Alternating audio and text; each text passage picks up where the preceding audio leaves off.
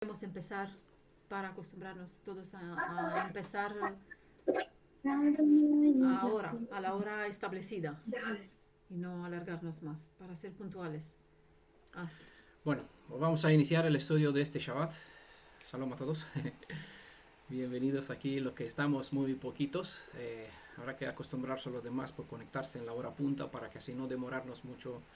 Siempre, de todas formas, nos quedamos después del estudio 1 hora, 2 horas más. Así que cuanto más mejor entramos a hora establecida, mejor terminamos antes y así damos más tiempo para estar hablando de nuestras tareas, lo que nos interesa. Bueno, particularmente si hay alguna pregunta, alguna duda, alguna consulta o bueno, lo que sea.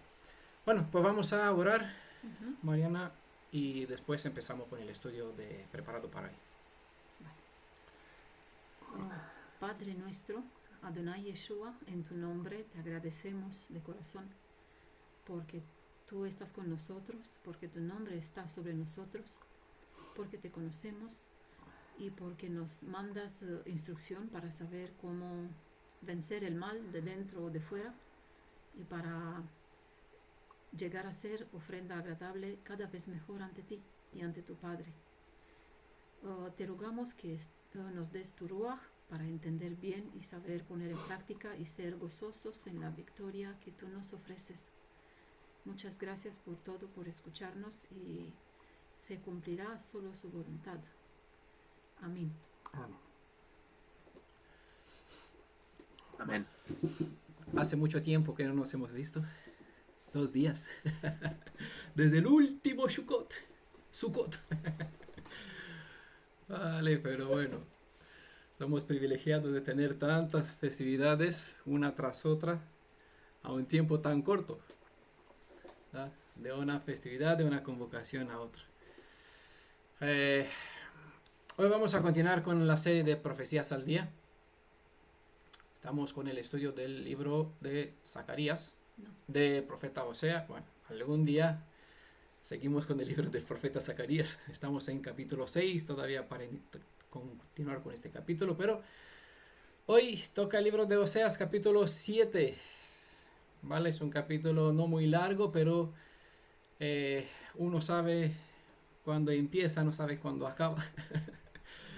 Empecé a leer y pensaba ya acabar el capítulo hoy, pero va a ser que eso nos vamos a detener a unos pocos versos de este capítulo, porque lo que Adonai prepara, lo que Él quiere enseñarnos, no es solo un conocimiento de la historia del pasado, también es estos libros, estas enseñanzas, lo que transmiten, contienen muchísima información psicológica, información que te brinda discernimiento, capacidad de ver más allá de las realidades que presentan los demás hermanos por las redes, las personas que nos rodean. Nos ayuda pues penetrar más allá de lo que una persona presenta, entrar así en su sentimiento, ver su corazón, ver su intención, su pensamiento, lo que quieren decir, lo que están pensando, porque muchas veces lo que se expresa en palabras o por escrito no refleja lo que está dentro del interior de la persona. Pues las escrituras, estas enseñanzas nos capacita pasar de lo que se aparenta, lo que se presenta por las redes y ver dentro de las personas, ¿sabe? Es un gran poder, una fuerza que Elohim nos regala a través de estos estudios. El tema de hoy pues sigue el patrón de profecías al día, porque estudiamos el pasado para aprender sobre nuestro presente y también conocer y así de esta forma controlar nuestro futuro, es decir, saber cómo manejarnos para no repetir las historias, los actos malos que hicieron nuestros antepasados, para que nosotros no suframos las mismas consecuencias, sino que al saber el principio causa-efecto tengamos la capacidad de tomar buenas decisiones y por lo tanto ser bendecidos, ¿no? Mediante los actos, las decisiones que hacemos. Por eso estudiamos, esta serie se llama Profecías al Día, porque no estudiamos lo que está pasado ni lo que está por venir, sino lo que a nosotros nos corresponde, nos interesa para el presente, porque estamos rodeados de un sinfín de problemas, situaciones que muchas veces la mayoría no sabe cómo actuar. Entonces, cuanto más estudiamos en el pasado, más sacamos información y así sabemos cómo manejarnos en la vida presente. ¿Vale? Para este capítulo le puse como tema, consecuencias, como título, consecuencias por ignorar a Adonai. ¿Vale? Sabemos que, como hemos dicho en las partes anteriores, aquí en estos siguientes capítulos, después del capítulo 4, Adonai nos enseña o se nos presenta los hechos, ¿vale? Los juicios y la parte de promesas de restauración. Esos tres factores hemos mencionado que nos enseñan todos los demás capítulos hasta el final del libro de Osea. Es lo que se nos enseña, ¿no? Esos tres pasos. Así que siempre vamos a tratar de ver errores, fallos, problemas, palabras de juicios, advertencias de restauración y también las palabras de restauración de cómo Adonai quiere restaurar. Él siempre tiene un plan B para enderezar los malos caminos que hicieron nuestros padres. Nosotros estudiamos los malos caminos de nuestros padres para ver si nos identificamos y andamos por si acaso por los mismos errores o los aprendemos, y si no practicamos los mismos errores, pues aprendemos la suma de estos malos actos para poder ayudar a otros hermanos si están en la situación de cometer los mismos errores, ¿vale? Así saber qué remedio podemos dar a un problema, ¿vale? Los médicos hacen una carrera bastante larga para que así conozcan los síntomas y a partir del síntoma se pueda identificar una cierta enfermedad y saber qué posibles factores, medicamentos, bueno, pueden actuar para restaurar o bueno, para hacer mejorar la actitud, el estado de un paciente. ¿Vale? Pues con el mismo objetivo estudiamos nosotros. Si no es para nosotros, también tenemos que estudiar para saber ayudar a nuestros hermanos. Es parte de la obligación de la Torah que nos corresponde, parte del derecho del Goel. Y aunque Yeshua por excelencia es nuestro Redentor, nuestro pariente cercano, nuestro Goel, al ser hijos suyos, pues seguimos los pasos de nuestro Padre, ¿vale? Como Él sigue los pasos o los consejos de su propio papá. Por lo tanto, si Él es nuestro Goel y Él trabajó a favor de nosotros, nosotros tenemos derecho y obligación, y es parte de la justicia, ocuparnos de las necesidades, de los intereses de nuestros hermanos. En este caso, si sabemos que andan un mal camino, es obligación, si no lo hacemos por amor, por lo menos por la ley, por las instrucciones de la Torá, tenemos que intervenir y tratar de ayudar siempre que la persona está dispuesta a recibir esta ayuda. Bueno, vamos con nuestro estudio. Libro de Osea, capítulo 7. Vamos a comentar como de costumbre verso por verso. Hoy solo vamos a estudiar el primer verso y el segundo verso, ¿vale? Vamos a hacer aquí una pausa y a ver qué tiempo nos va a llevar esto. Si es, pues, ¿por qué? Porque entre el verso 2 y el 3 hay un cierto espacio. Entonces, no quiero pasar en el verso 3 porque con el verso 3 tenemos que seguir una cierta secuencia de lo que se presenta en los demás versos hasta poder hacer una pausa, ¿vale? Por lo tanto, vamos a parar. Parece que un tiempo breve, pero siempre el tiempo corto va a ser alcanza como una hora. Vale, bueno. El libro de Oseas capítulo 7. Después de la muerte de Jeroboam el segundo, el desorden social se convirtió en el plato al día. ¿Vale?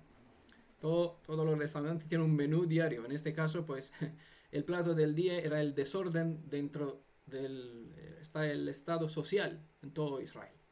Como resultado, por lo tanto, el pueblo de Israel, en lugar de acudir a pedir consejo para hallar salida al Elohim de nuestros antepasados, han acudido a los reyes de Asiria como a los de Egipto.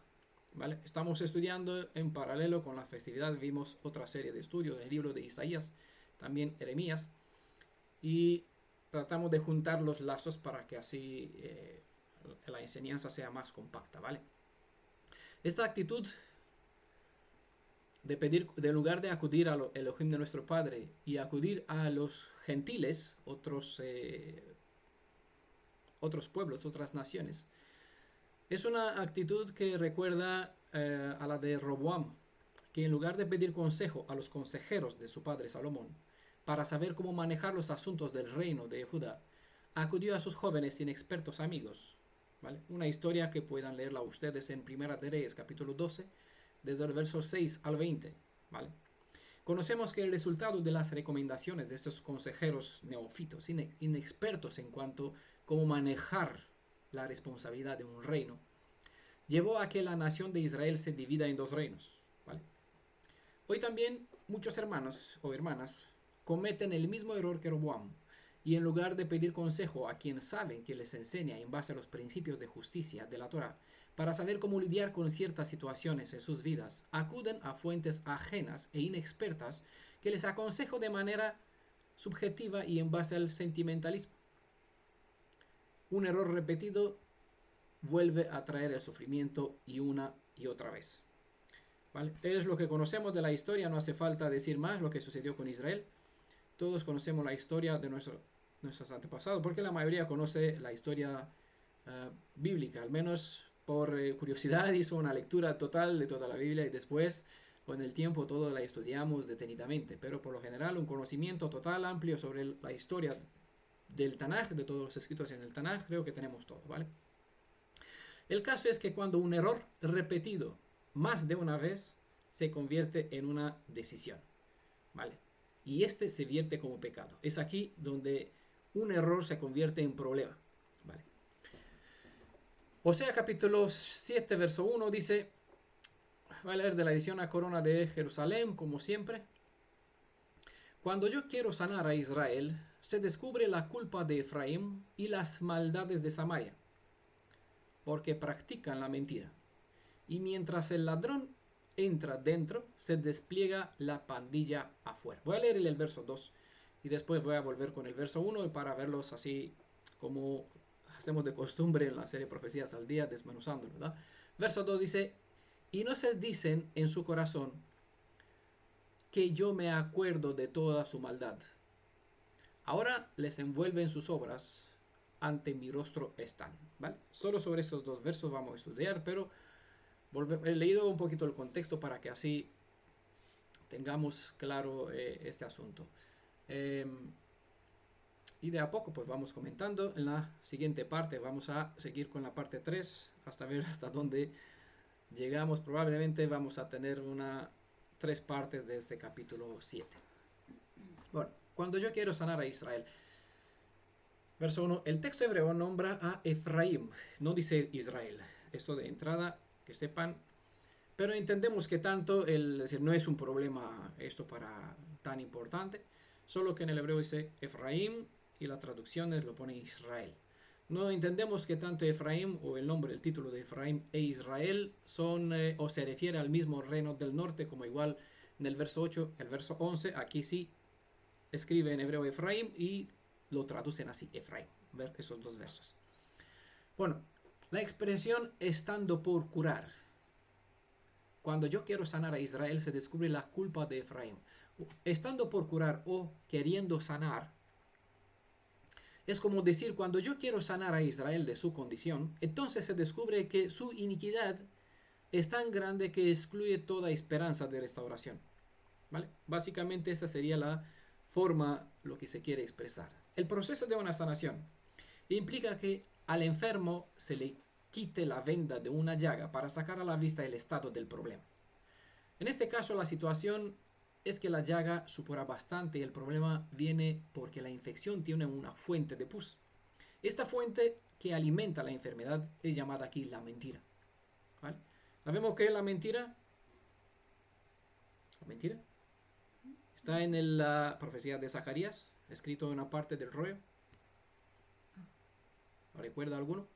Si estaba así. Toda reforma en remodelación, por aquí algunos como el hermano Fernando ya trabajó en construcciones, sabe que esto empieza con descombrar los residuos, es decir, toda clase que no es conforme al proyecto de la remodelación. Una de las tareas del Redentor de Israel es restaurar la persona en su condición original según el diseño de la creación. Pero cualquier proceso de restauración de la salud, por ejemplo, comienza con la obra de quitar los tejidos dañados por la enfermedad. Creo que con los dientes todos vamos al dentista con las muelas. ¿Y qué hace el dentista? Pues empieza a meter sus máquinas aquí pulidoras para quitar lo que está sobrando, que es algo dañado, para así, haciendo una limpieza, pueda implantar aquí lo que pueda ocupar, ¿no? Que pueda agarrar bien el nuevo material, ¿no? Para así restaurar, reformar una muela, un diente o lo que sea, ¿vale? Por ejemplo, todos saben que si tienen una casa vieja, como en el caso que tenemos nosotros, pues hay que tirar algunos tabiques para levantar uno nuevo si no aguanta ya la estructura, si está bastante dañada, ¿no? Siempre existe este proceso de limpieza antes de hacer un trabajo bueno. Cuando uno se va al mercado y compra un patata, siempre las lava primero, trata de quitarle la corteza, las cosas, las impurezas, las cosas malas. Después empieza a hacer su guisado, lo que se quiere hacer con eso, ¿no? En todas las áreas de la vida, primero se empieza, cualquier cosa buena tiene que pasar por un proceso de purificación y restauración. En la vida de la persona, la obra de la restauración es semejante a cualquier proceso de sanación o restauración. Primero se empieza a enseñar a la persona a diferenciar entre el Elohim de Israel y las deidades a las que servía antes, y a la vez desechar los nombres de las deidades ajenas al Elohim de Israel. ¿Vale? No es eso lo que dice en el Tanaj: yo limpiaré tus labios de los nombres falsos de tus deidades, ¿no? Entonces es parte de esta obra de restauración purificar a la persona de algo malo, para así que pueda tener labios limpios y así dirigirse al Elohim de Israel y él que les escuche, ¿vale? Luego, destituir en el proceso de restauración, una vez que uno empieza a conocer diferencia entre el Elohim de Israel y las deidades cristianas, por ejemplo, y empieza a llamar al Elohim de Israel en lugar de nombrar a las deidades ajenas, empieza el proceso de destituir a los dirigentes en cuales antes confiaba, para buscar consejo y enseñanza en los instructores de la fe hebrea. Caso seguido se aprende a descombrar su mente y su corazón de las enseñanzas ajenas a los principios de la fe hebrea y educar el corazón a depender primero de la razón antes que dejar sueltas las emociones, etc. Bueno, para darles algunos casos, ejemplos. Pero no es tarea fácil cuando se ve que las personas rehúsan librarse de los escombros que han amontonado como montañas a lo largo de los años. Algunos incluso se ponen en defensiva cuando se les quiere ayudar a librarse de los errores de su pasado, porque se han acostumbrado a vivir en la mentira. Cuando Adonai quiso restaurar a Israel, como está aquí presentado en nuestro estudio, el placer por los pecados que cometían era como una puerta cerrada que impedía el acceso al Redentor para sanarlos. Los pecados los mantenían cercados de tal modo que ni Adonai podría entrar ni había salida para ellos mismos. La causa que incapacita la restauración de Israel era por complacerse en la mentira. Es decir, que le daba uso como si fuera un trabajo. No es algo inactivo. Practicar la mentira es un principio activo. No es tener o crear una mentira, sino defenderla, justificarla, compartirla y desarrollarla. En la Torah hay una instrucción que nos enseña a alejarnos de la palabra de mentira, ¿vale? Esta misma está en Éxodo capítulo 23, verso 7. Y no solo tenemos que alejarnos de las personas que hablan mentiras, sino que tampoco podemos hablar falsos testimonios en el detrimento de nuestros hermanos israelitas. Si nos disponemos a no dar falso testimonio contra nuestros hermanos, ni a probar los falsos testimonios de los demás, Adonai promete ayudarnos para que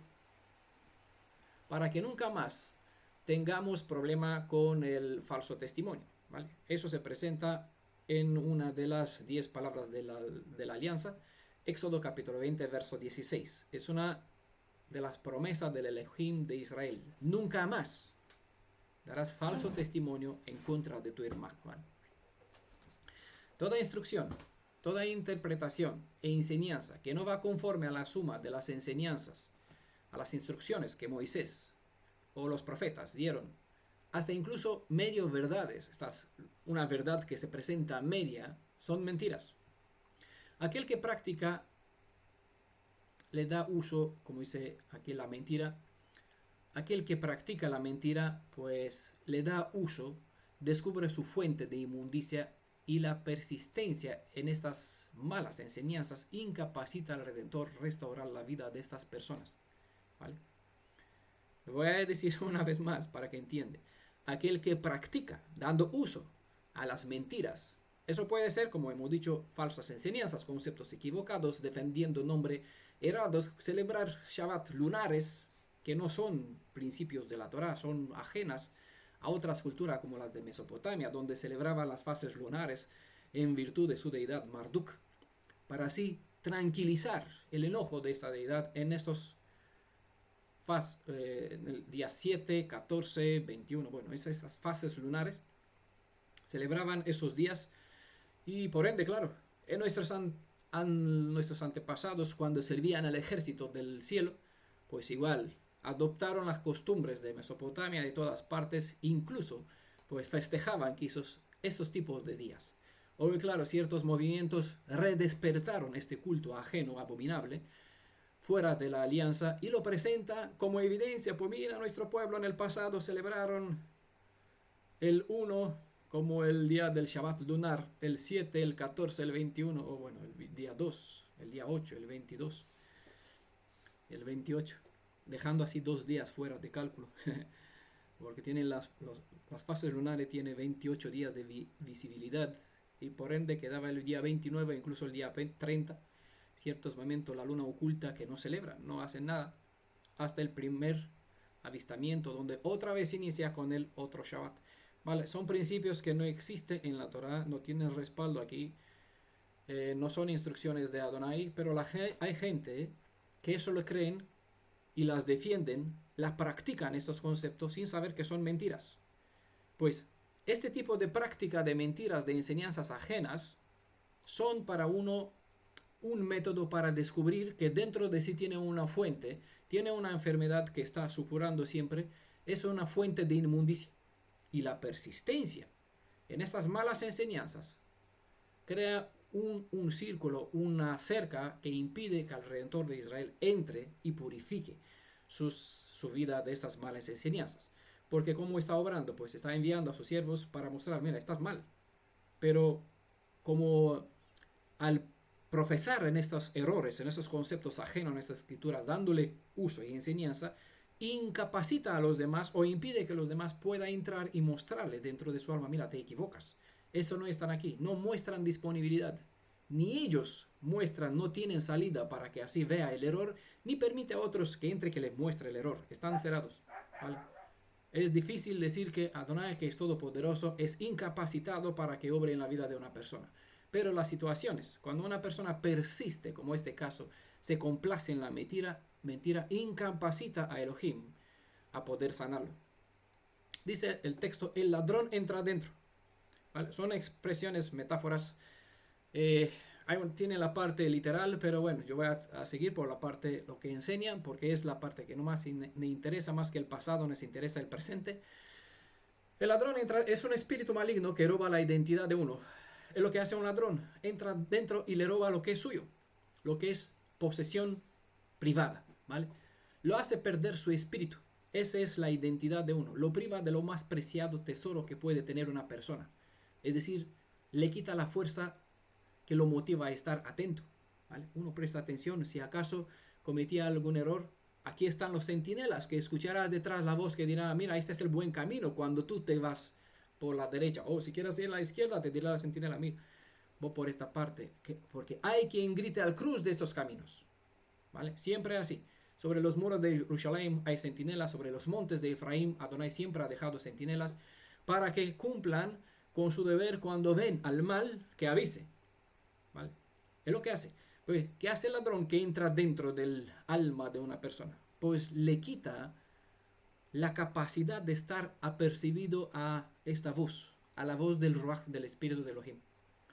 Le incapacita estar en vigilia para poder ver cuando viene el ladrón. Dice, vendrá como el ladrón en la noche.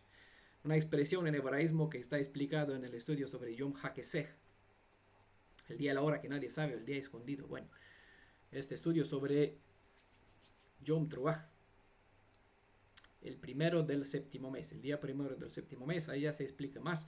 Pues forma parte del mismo contexto de expresión. El ladrón entra dentro cuando no te esperas. Cuando no hay vigilia, pues entra el ladrón. ¿Qué hace el ladrón? Te quita incluso la capacidad, ese espíritu maligno, para que estés atento en vigilia.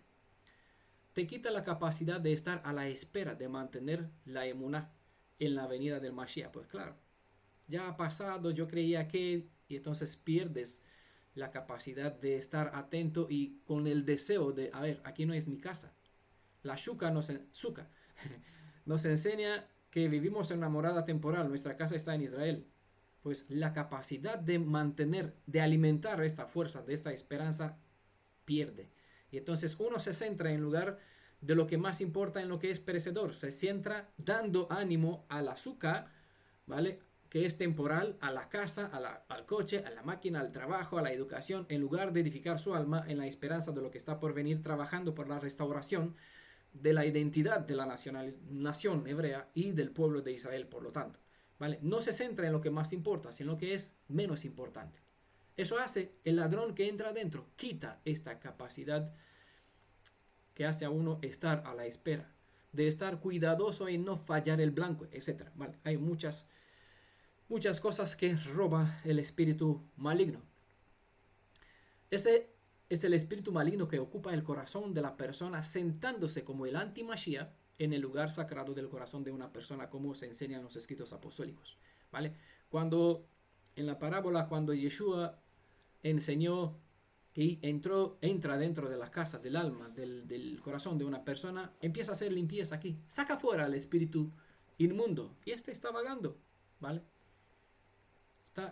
Pero este espíritu que está dentro está robando todo lo que es más preciado dentro, todos los valores, las virtudes que está dentro de una persona.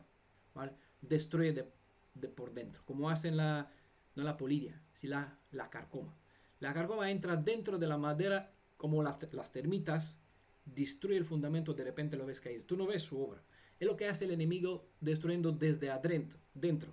Pero el texto no acaba aquí, dice, se despliega la pandilla afuera. O la Reina Valera dice, el salteador despoja afuera. Es decir, mientras hay uno que entra dentro, los demás, hay una pandilla que está obrando por fuera. ¿Vale? Era el estadio que era en Israel, crimen, robo y el asesinato, ¿vale?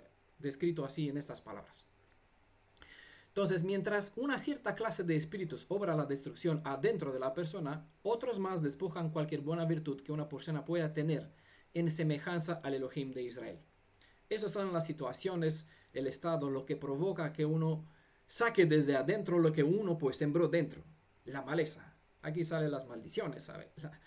Lo que sale del corazón de uno. Si tiene el ruach de vida, pues sacará fuente de agua viva, de bendición. Y si en su lugar un espíritu de ladrón inmundo entró dentro, pues sacará lo que éste sembró aquí. ¿Vale? Cosas que son semejantes, como decía Yeshua, a vuestro padre el diablo.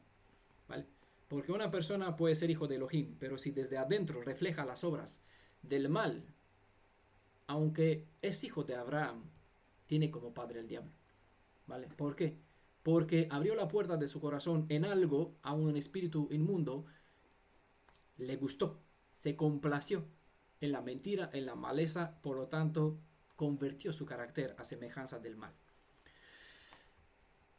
El ladrón entra adentro, se despliega la pandilla afuera. Pues, cuando se pierden las virtudes de la Torah, lo que está mal se convierte de tal modo que se percibe como algo natural.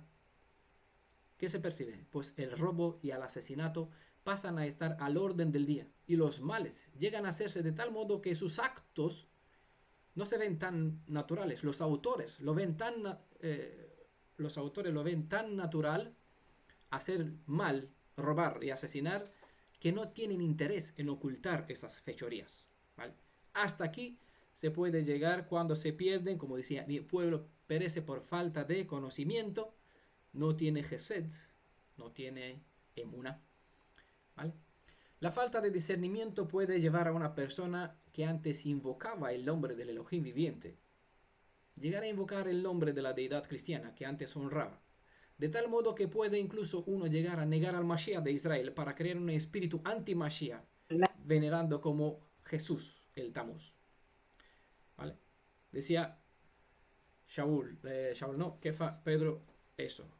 muchos maestros, falsos maestros, que ayudará o procurará o hará, se esforzarán, ¿vale?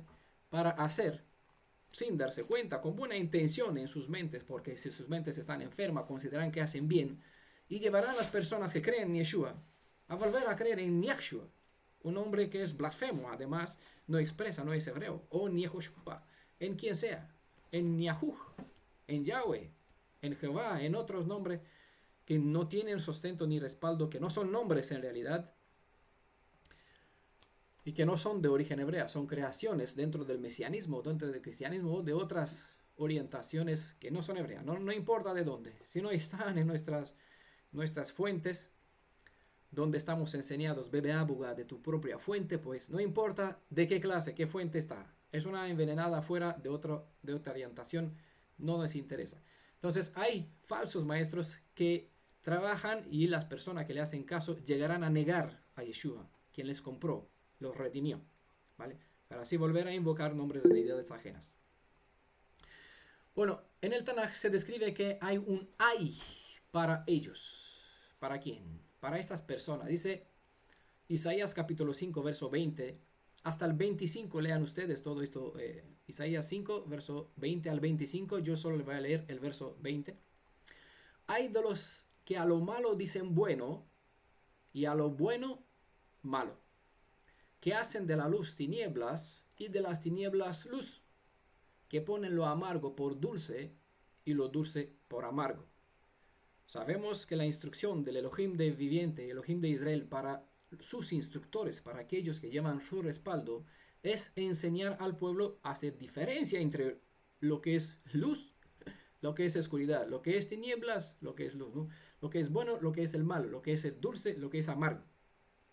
Pero cuando estos valores se pierden, el discernimiento, la capacidad de juicio se pierde, porque si uno no se guía a la luz de las normas de la Torah, sino que en la luz de las opiniones de sus amigos, de lo que a él le parece, porque yo considero, ya le suena conocido, ¿no? Yo considero que eso quiere decir tal cosa. A mí me parece que Shaul quiso decir no sé. Entonces, cuando una persona se guía en base a lo que opina, cree, considera, le parece, no a lo que la suma de las enseñanzas le enseña sobre lo que quiso decir Shaul, ¿vale? Porque si uno no tiene respaldo en el Tanaj para las afirmaciones de Shaul, al no tener este conocimiento, convierte a Shaul en Pablo. Entonces tiene un nuevo evangelio, un nuevo testamento, y obviamente con eso tiene una interpretación nueva, ajena, sin respaldo en el Tanaj. Por eso llama eso, de los judíos, antiguo, ¿vale? Así interviene Kefa y dice, hay algunos que leen sus escritos, pero al no entender, porque no conocen al benjamita, al Shaul de la casa de Benjamín, un hebreo israelita, pues malinterpretan sus escritos para sus propias pérdidas, ¿no? Y es más, que eso no se paran aquí, porque uno, al considerar que entiende bien, profesa esta mentira de interpretación enseñando mal a otros. Entonces se convierte en fuente de abominación para llevar a perdición a otras personas, mucho más, ¿vale? Hay una cita que escribe Shaul, creo que está en los escritos apostólicos, no recuerdo dónde, espero que me ayuden, que la encuentra, pues que nos dejan aquí la cita. Hace una afirmación, algo así, que habrán quien al perseguirles tratarán de matarles. No confundan con lo que dijo Yeshua, lo afirmó Shaul, ¿vale? Yeshua dijo, vendrán, os perseguirán, os apresarán, os darán a muerte, pero no vendrá el fin. No, entonces se compara con esto. Shaul dice lo mismo, que hay quien considera que al matarles hace una ofrenda a Elohim y eso para ellos son una cosa buena, ¿vale? Eso hablando de su propia experiencia, que en su ignorancia perseguía a los creyentes en Yeshua y él estuvo aquí testigo, ¿vale? Cuando Esteban se le dio muerte, ¿no? Estuvo aquí testigo en la presencia guardando la ropa de los asesinos, ¿vale? De sus hermanos que mataban a sus hermanos, ¿vale? Por eso, si uno es cómplice se considera, aunque no es el que tira la piedra, al estar aquí en la presencia de los criminales le da el respaldo, es como si les anima, ¿vale? Por lo tanto se entiende que él forma parte como un asesino y entra por lo tanto en el juicio. No sé si alguno conoce esta cita, considerarán que hace un favor o Elohim o que traerán una ofrenda a Elohim al perseguirles y matarles. Probablemente este era lo que él pensaba, era la razón que se le inculcó, y creo que con esta actitud perseguía a los creyentes en Yeshua. Hay hoy, a ver si puso Irina aquí, os echarán de los suelen, ¿qué es esto? Y aún viene la hora cuando cualquiera que os matare pensará que hace servicio a Elohim. Juan 16, verso 2. Bueno, es otra cita, no es la de Shaul, será esta, posiblemente. Bueno, gracias Irina. Juan capítulo 16, verso 2.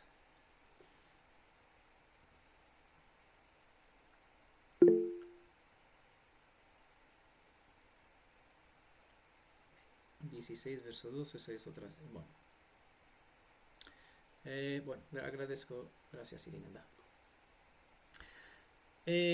Muchos actúan de esta forma. Hay dentro del cristianismo algunos que salieron de aquí, encontraron, pensando ellos la parte buena, se aferraron al brazo del judaísmo rabínico anti-Mashiach, que profesan el acrónimo que no es nombre, Yeshu, ¿vale?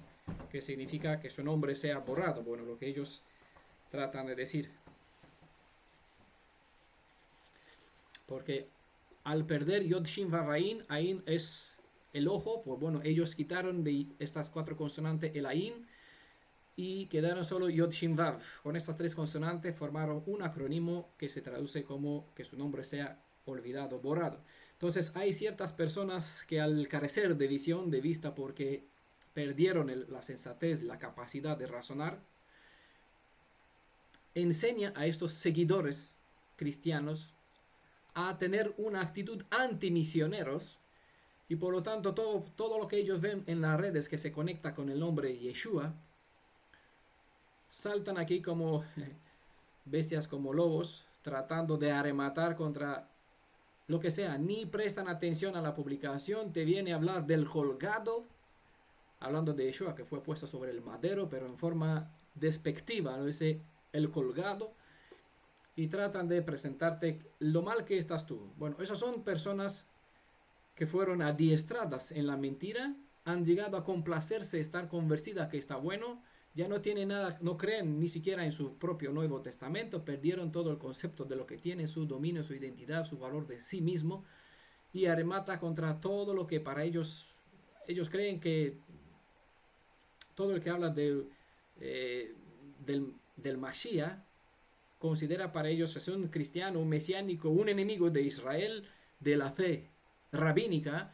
Entonces se pone en lucha. Bueno, la mayoría pues no saben ni siquiera contra quién arrematan, no sabe si la persona contra quien lucha es creyente o no, si no sabe si el otro pues de verdad hace diferencia entre Jesús, el cristiano, de la deidad cristiana, el segundo, la deidad cristiana, el salvador de los cristianos, y Yeshua, el redentor de Israel. No sabe si la gente nos conoce, no sabe discernir nada. Bueno, no razonan. Ellos arrematan porque se le implantaron un disco duro, entonces sirven como máquinas para esa tarea, ¿vale? No se le puede ayudar.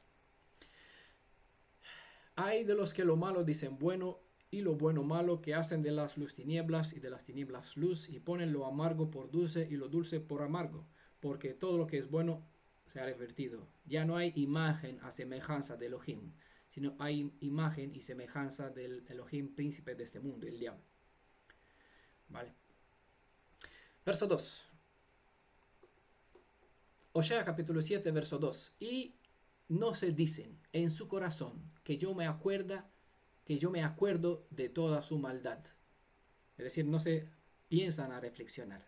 Y no se dicen. Voy a leer el verso 1 para que así tengamos el contexto. Cuando yo quiero sanar a Israel, se descubre la culpa de Efraín y las maldades de Samaria, porque practican la mentira. Mientras el ladrón entra, dentro se despliega la pandilla fuera, y no dicen en su corazón que yo me acuerdo de toda su maldad.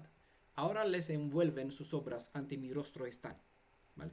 Es decir, no se paran a reflexionar en nada, que Elohim ve todo.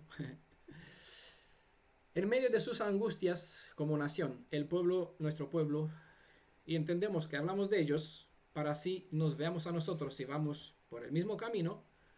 Y si no, pues amén, muy bien, honra a Elohim por eso, si no andamos por este camino.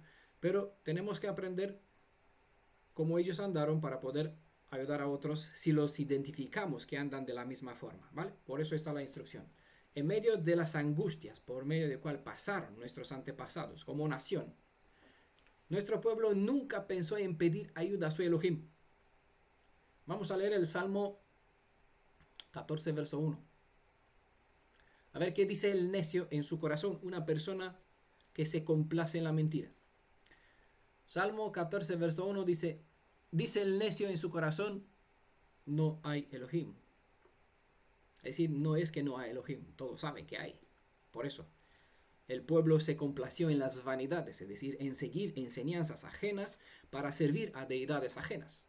Entonces sí que creen en Elohim, aunque creen en un Elohim falso. Pero este Elohim falso cree que es el Elohim viviente. Entonces la expresión no es que no cree, no es que dice en su corazón no hay Elohim, sino que quiere decir no me ve. Él no me ve. Tal concepto no sé, se marchó. Puso el reloj en marcha, se fue de vacaciones y aquí podemos hacer lo que sea porque no está como en los días de nuestros padres cuando nuestros padres pues veneraron el becerro de oro aquí en el desierto. Una plaga mató no sé cuántos miles de ellos y cuando cometieron algún error, Adonai pues los castigaba. No lo ve. Entonces piensa que puso el reloj en marcha, dejó el orden profético que avance y él se marchó de alguna parte. Él no me ve lo que hace. Está ocupado con otras tareas. No tiene tiempo. O dice algunos hermanos que nosotros los conocemos y los hemos escuchado. Ah, yo sé que él no tiene tiempo. Tiene tantas cosas que hacer en este mundo. No tiene tiempo para mirar a mí y ocuparse de mí. Claro, ¿por qué lo dice? Porque se justifica en no obedecer las leyes de los principios de la Torah que son principales. No es algo que es algo común, sino son enseñanzas, mandatos principales que forman la estructura de nuestra emuná, nuestra fe que tenemos. Son pilares importantes. Y para justificarse a no guardarlos por su necesidad de la carne, dice, Elohim no me ve. Está ocupado, no presta él atención. Bueno, yo no soy tan importante para que me esté mirando a mí. Entonces... Y luego dicen, no sé qué hacer. Claro. No sé qué hacer porque Elohim no se ocupa de mí. Él estaba muy ocupado. No entiendo, no sé qué hacer. Es lo que sucede de forma para justificarse. Dice el necio en su corazón, no hay Elohim. Es decir, no hay quien me vea. Sucede que cuando la persona se complace en una cierta situación o en un cierto estado y cuando llega algún aviso de un posible problema interno, porque Adonai es bueno, tiene sus centinelas y como un padre pues envía, mira, estás andando mal.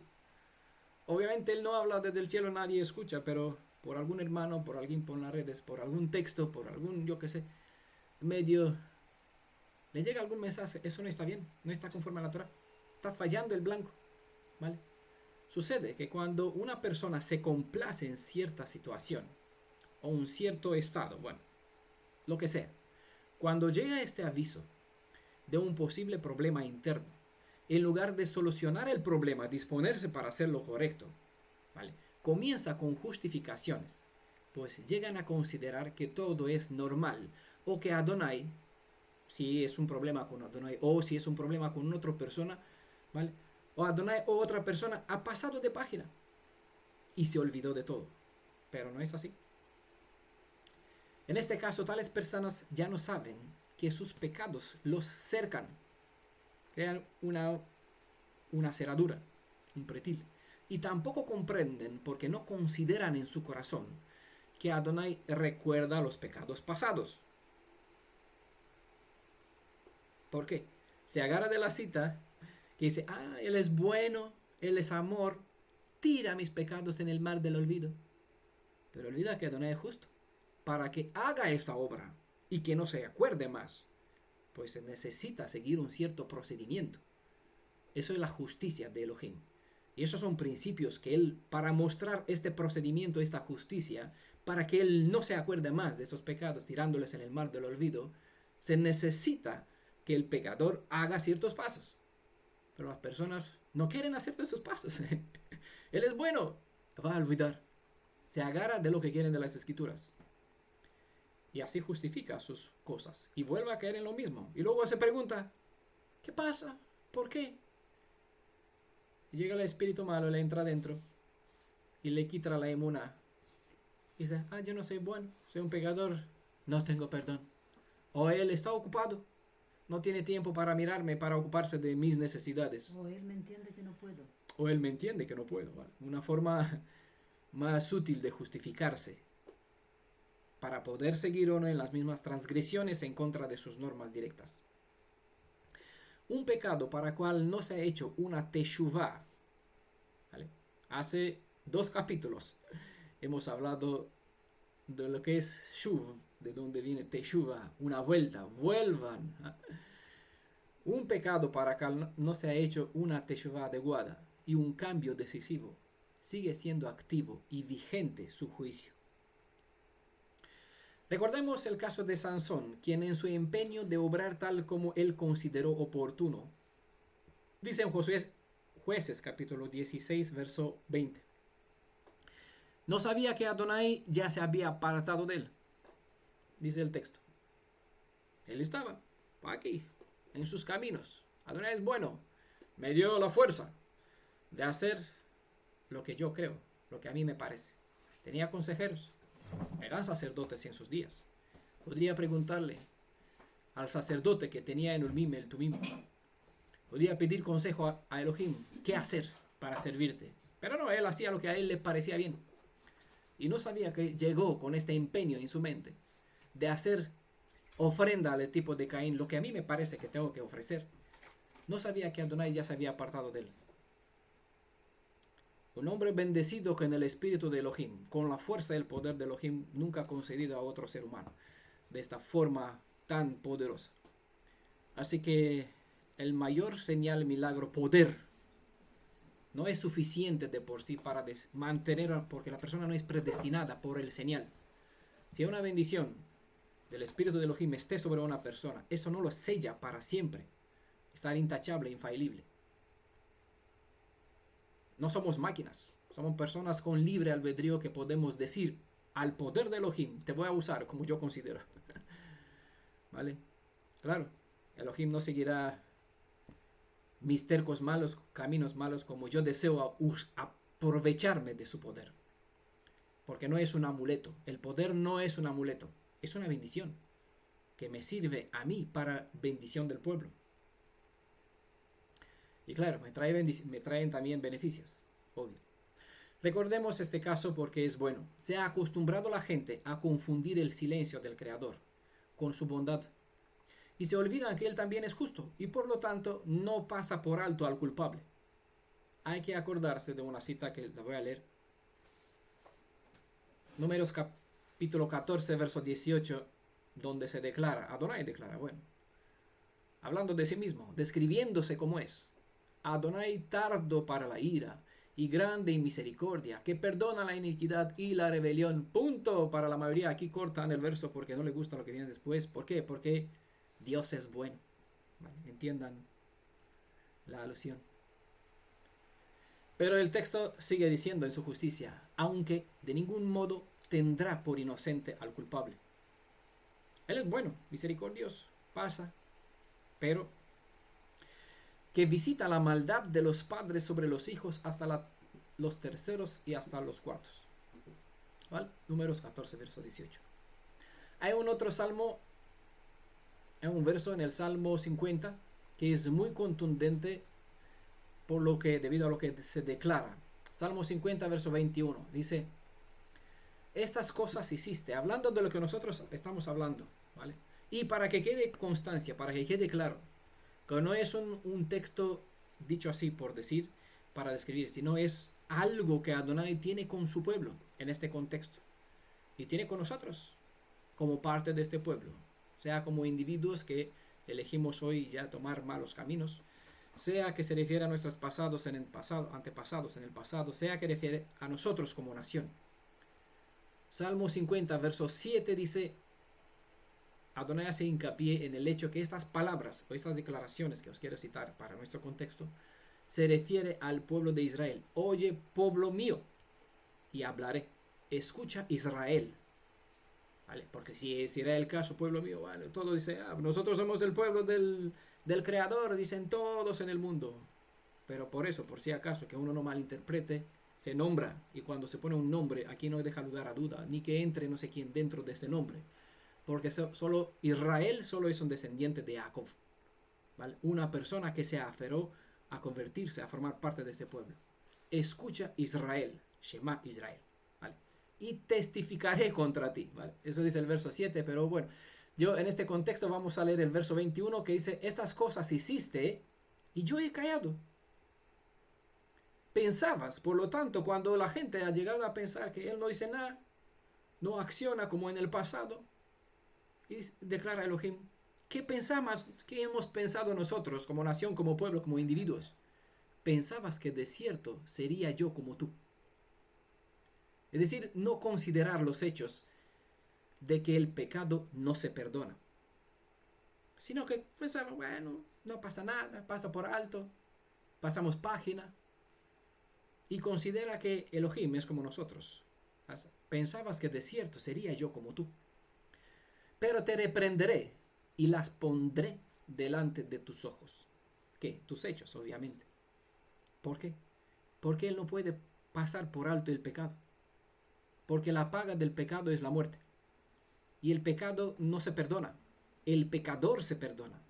Para el pecado se tiene que pagar. ¿Vale? Dice en nuestro texto, para seguir, les envuelven sus obras o los rodean sus obras. Las malas actitudes se presentan como si fueran un ropaje, un vestido, para vestir el descarado carácter de las personas.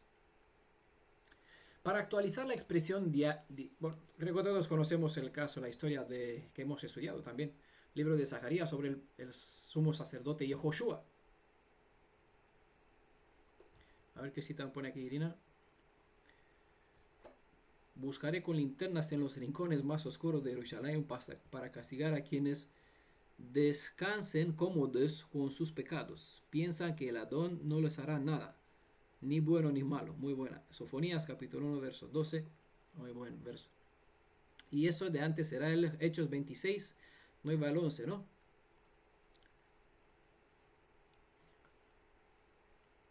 Que yo reconería las sinagogas para castigar, para traer a fuerza y castigar a les obligaba cuando perseguía él a los creyentes en Yeshua. Sí. Les envuelve en sus obras, se presenta como ropa, como tenía el sumo sacerdote, Yehoshua. Volvemos a él. Las malas actitudes pues se presenta como si fuera una ropa que cubre el carácter de las personas. Salmo 9, verso 16 dice lo siguiente. Adonai se ha dado a conocer. ¿Vale? Él se presentó, ha hecho justicia. ¿Cómo se da a conocer él? Haciendo justicia, porque él es justo. Y su trono está establecido sobre justicia.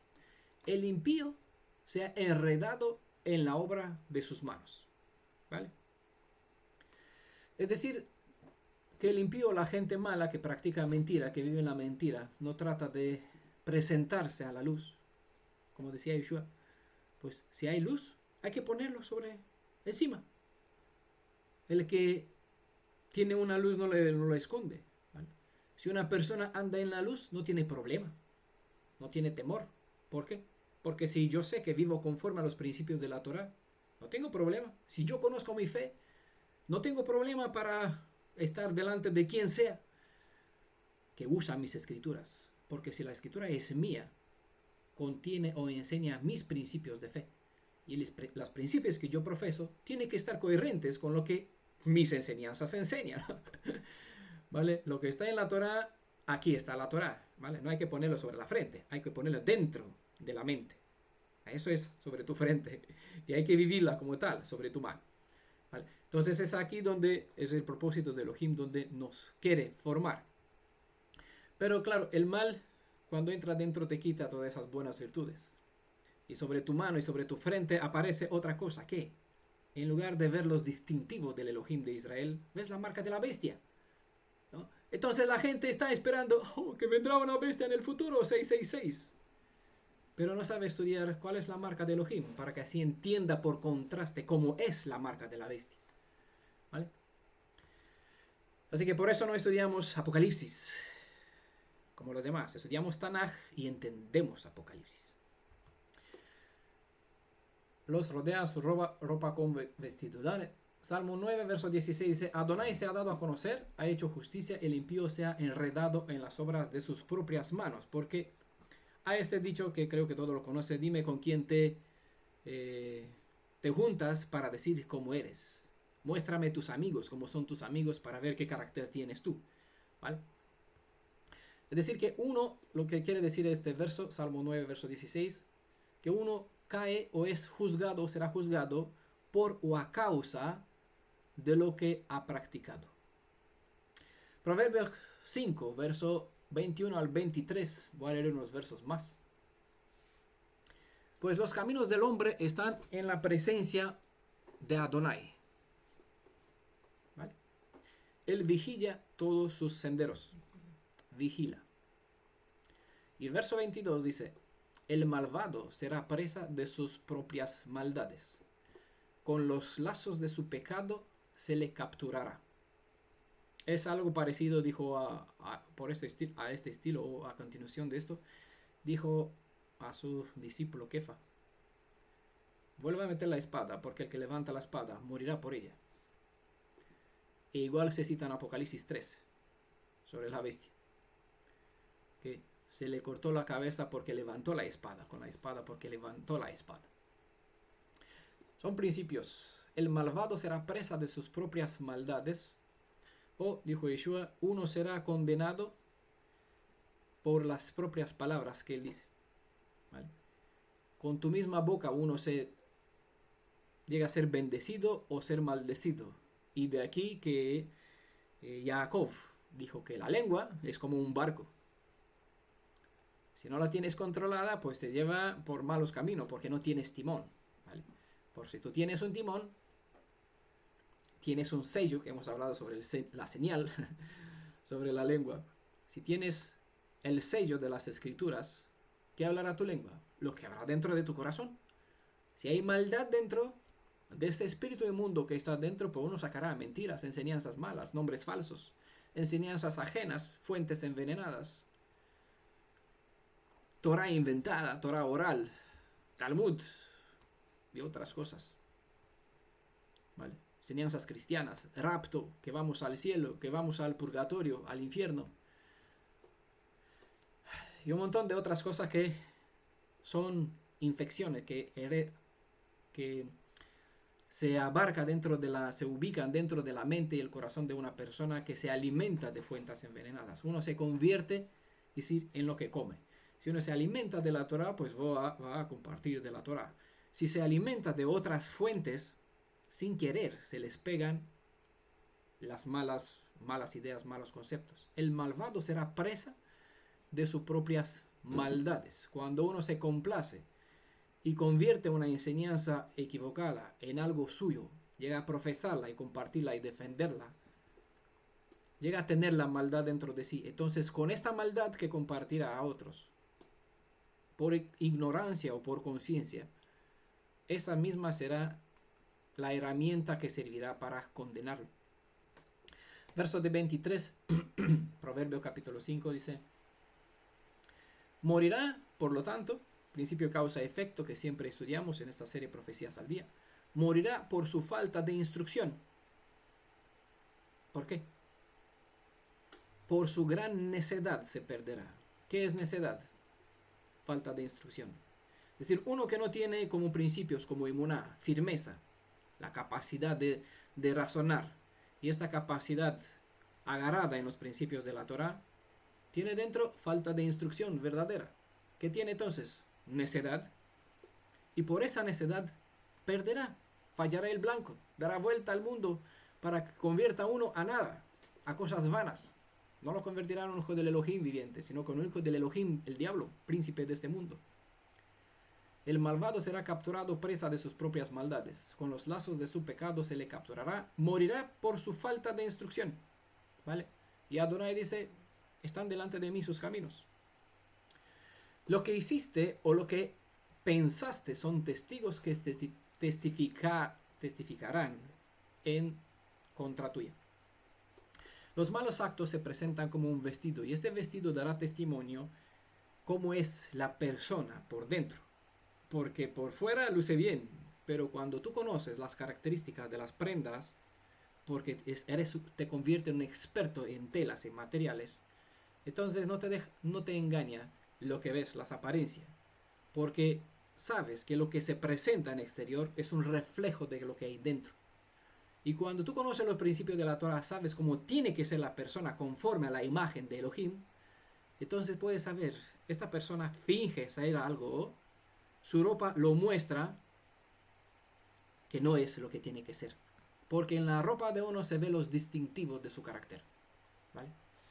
Una ropa blanca es un símbolo para describir el estado de una persona justificada ante la Torah, ya que en cuanto su ser interior está sin mancha. ¿Vale? Hay muchas referencias en Apocalipsis, pero una de ellas donde se presenta que los buenos hechos o la ropa blanca son sus buenos hechos está en Apocalipsis capítulo 3, verso 4. Nos queda poco de este verso, dice, continúa verso 2 diciendo, ante mi rostro están esta ropa, estos hechos de su carácter que se presenta como una ropa, están delante de mi rostro, delante de mí o ante mi rostro están. La expresión es una alusión a la cortina que separaba el lugar santo del lugar santísimo. Recordamos que por cada pecado se ofrecía un sacrificio sobre el cual se hacía un testimonio y el pecado se transfería en forma simbólica del pecador hacia la víctima que había de ser inmolada. Y como está escrito en Levítico capítulo 17, verso 11, la vida está en la sangre, pues para justicia el pecado se llevaba mediante la sangre, que luego se salpicaba hacia la cortina que separaba el lugar santo del lugar santísimo.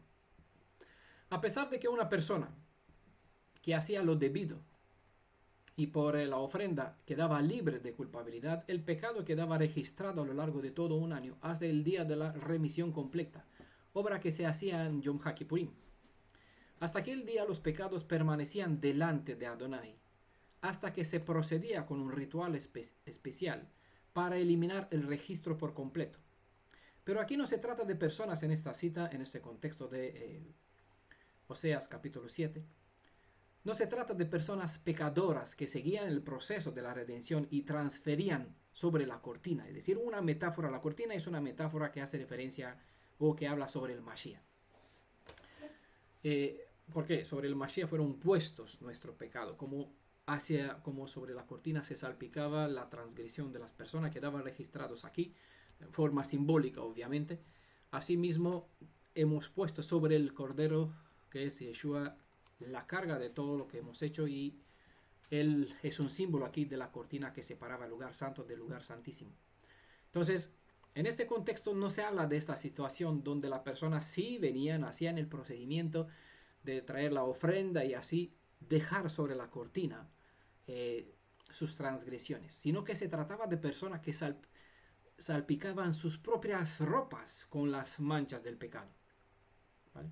Se comprende que cuando el Elohim viviente santificó a Israel, apartándolo de todas las demás naciones, vistió a este pueblo en ropas de santidad, blancas por lo tanto. Si estas ropas se manchan con el resultado de un pecado, solo la sangre puede limpiar estas manchas. Cuando no hay por medio la sangre de un medio previsto para la redención, la misma persona debe pagar por sus manchas con su misma vida. Como hemos leído en Proverbios capítulo 5, verso 21 al 23, los caminos del hombre están en la presencia de Adonai.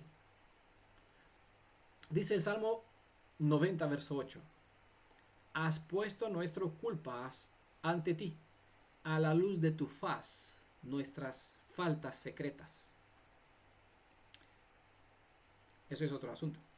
Pocos actúan en conciencia de que Adonai ve los caminos en cual andan y se disponen a que Él les haga conocer lo que Él ve. Y si no están bien en sus ojos esos caminos, a que lo deje, no están dispuestos a dejarle a Elohim a que Él se lo muestre. La mayoría solo oran citando el Salmo 139, verso 23 al 24, que dice: escudriñame, oh Elohim, y conoce mi corazón. Pruébame y conoce mis inquietudes, y ve si hay en mí camino malo, se paran aquí. Pero ¿cuántos en verdad leen y oran en sinceridad? Y con lo que termina el verso 24, que dice: y guíame en el camino eterno. Para que Adonai guíe a una persona por el camino eterno, debe primero santificarla, para que esté apta a andar en el camino de la santidad. Pero para que una persona sea santificada, primero se debe proceder en librarla de la escoria o de los escombros que están pegados a su mente, su vida, su carácter, su forma de ser, su educación, etc. Aquí esta obra de reforma total deja de ser placentera para el ser humano, y pocos valientes están listos para este reto total. Pero el Redentor obra maravillas en toda vida que se encomienda en sus manos, y entre estas vidas habrá las que heredarán el reino de los cielos. Entendemos la metáfora, ¿vale? No se refiere a volar al cielo, sino que hay que recalcar, siempre se refiere al lugar que es la tierra entregada una vez para siempre a nuestros antepasados. Esta tierra donde va a vivir Israel restaurado, va a estar en todo el resplandor, mucho mayor que cualquier otra época anterior, ¿vale? Eso es comparado en esta metáfora hebraísmo del reino de los cielos. Pues aquellos que, conscientes o no, viven en la mentira, las mentiras que profesan les serán como vestiduras, y darán testimonios, estas ropas, de cómo son estas personas por dentro. Bueno, a continuación, los demás versos, a partir del verso 3, se describe qué tipos de hechos practicaban aquellos en cuyas vidas las falsas enseñanzas se convirtieron en costumbre y forma de vivir, ¿vale? Pero eso vamos a dejarlo para la próximo Shabbat. Vamos a continuar con esto y vamos a aprender más a identificar personas. Si esperamos que no esté en el caso de que ninguno nos estemos caracterizados por esta forma de ser, pero si es así, pues podemos decir aleluya, alabado sea Él, porque no solo hemos pedido que Él nos investigue, sino que también significa que si no tenemos problemas en ese sentido, significa que nos hemos dispuesto a que Él nos guíe, nos muestre cómo es andar en el camino eterno. Si en el caso que andamos mal, mostramos a través de esas expresiones de Salmo 39, verso 23 al 24, que estuvimos dispuestos a que si hubo alguna senda mala, pues que nos enderezca. Pero bueno, por eso, si estamos en esta situación, aleluya, a Él toda la honra, y a ustedes, a nosotros también, porque es de los valientes esta disponibilidad. En todo caso, vamos a estudiar para aprender, conocer, identificar para los demás que andan por esos caminos malos en cual anduvieron nuestros padres, para así poder ayudarles. Porque si no, no necesitamos conocer las malezas para que así podamos identificar a los que andan en malos caminos si no estamos dispuestos a ayudarles. Así que si no quieren conocer para ayudar, pues mejor no participen a esos estudios, ¿vale? Porque todo aquí aprendemos para vivir y ayudar, no para que nos engordemos y tengamos mucho conocimiento. Porque cuanto más conocimiento, más responsabilidad se nos pedirá qué hemos hecho con él, ¿vale? Y si no damos uso para ayudar, nos convertimos en un instrumento que hace mucho ruido, como dice Shaul en 1 Corintios 13, ¿vale? Entonces, si tenemos amor, lo que recibimos y conocemos, lo que aprendimos de las Escrituras, es para ayudar a otros si los vemos en situación difícil. Y aquí estamos llamados a ayudarnos entre nosotros, porque somos un ejad.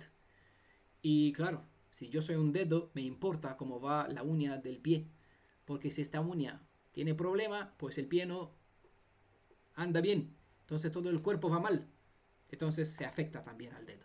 Entonces el dedo, cualquier parte del cuerpo, tiene obligación de velar por el bienestar de todo el cuerpo, para que así en la suma de todos estén bien equilibrados hasta llegar a la estatura de la plenitud del Mashiach. Por esta razón estudiamos, y esta es mi oración, para que Él nos ayude a crecer en conocimiento con el fin de poder ayudar mejor a nuestros hermanos, ayudarnos a nosotros, ayudar a nuestros hermanos, ayudar a la restauración de nuestra identidad nacional como pueblo, ayudar también al nuestro Elohim en su tarea de restaurar, porque Él nos hace partícipes de esta bendición de poder trabajar. Es un gozo para nosotros, debería ser, de trabajar para ayudar a nuestros hermanos. Amén. Hasta la próximo Shabbat, cuando continuamos con el verso 3, pues que Adonai nos bendiga a todos con su protección y que nos veamos todos bien armados para conocer más sobre estas enseñanzas. Shalom, bendiciones a todos. Shavua Tov. Desde aquí, porque ya aquí estamos ya bajado el sol hace un tiempito, ¿vale? Para ustedes tenga todavía un feliz día. Shalom a todos. Amén.